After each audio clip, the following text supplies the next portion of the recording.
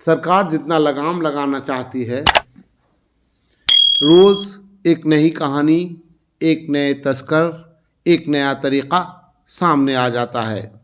जी हाँ, मुजफ्फरपुर मद्य निषेध विभाग की टीम अवैध शराब की तस्करी, बिक्री और अवैध शराब के सेवन करने वालों पर लगातार एक अभियान के तहत जिले के विभिन्न इलाकों में कार्रवाई कर रही है।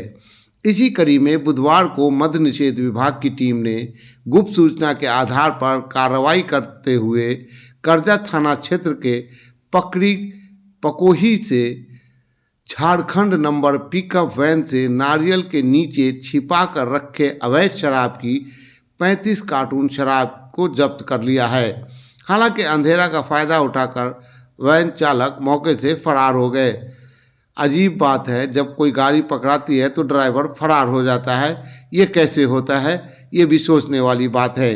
वहीं जिले के विभिन्न थाना क्षेत्र के विशेष अभियान चलाकर जिले के विभिन्न थाना क्षेत्र से शराब बेचने वाले और 21 शराब सेवन करने वाले को गिरफ्तार कर लिया गया है। मद्य निषेध विभाग के सहायक आयुक्त विजय शेखर दुबे ने बताया कि अवैध शराब के खरीद, बिक्री और तस्करी को लेकर एक विशेष अभियान चलाया जा रहा है, जिसके तहत करजा थाना क्षेत्र से झारखंड से मंगाई गई शराब को झारखंड नंबर गाड़ी के साथ जब्त किया गया। वहीं विशेष अभियान जिले के विभिन्न थाना क्षेत्र से 9 शराब कारोबारी और 21 शराब पीने वाले को गिरफ्तार कर न्यायिक हिरासत में भेज दिया गया है। झारखंड निर्मित शराब पकड़ा गया 29 पेटी एक पिकअप से पकड़िया एक जगह है करजा थाना क्षेत्र में, वहाँ से पकड़ा गया है और उसमें में पूछताछ की जा रही है, मतलब जांच किया जा रहा है कि कौन से लोग उसमें संलिप्त हैं, किनके द्वारा मंगाया गया था। किस तरह से लाया गया था सर? इसको नारियल के बीच में लाया गया था। ऊपर से नारियल, सूखा नारियल रखा हुआ था। बाहर से देखने से तो लगता था कि बिल्कुल नारियल ही इसके अंदर केवल है, क्योंकि एक तरीका था शराब छिपाने का, हम लोगों को गुमराह करने के लिए या फिर छिपाने के लिए कि पुलिस नहीं पकड़ पाए, उसको पकड़ा गया। हाँ, गुप्त सूचना के आधार पर उसको पकड़ा गया है। शराब जो है वो कहाँ से लाई गई? झारखंड से लाया गया था शराब को।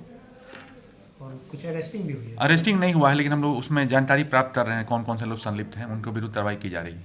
तो पीने और पिलाने वाले पर भी करीब 30 अरेस्टिंग हुआ है, करीब 21 पीने वाले और 9 बेचने वाले। हम लोग पूरे जिले में अभियान चला रहे हैं ताकि लोग शराब से दूर रहें, बेचने वालों के विरुद्ध भी और पीने वालों के विरुद्ध भी। अभियान लगातार जारी रहेगा। बिल्कुल।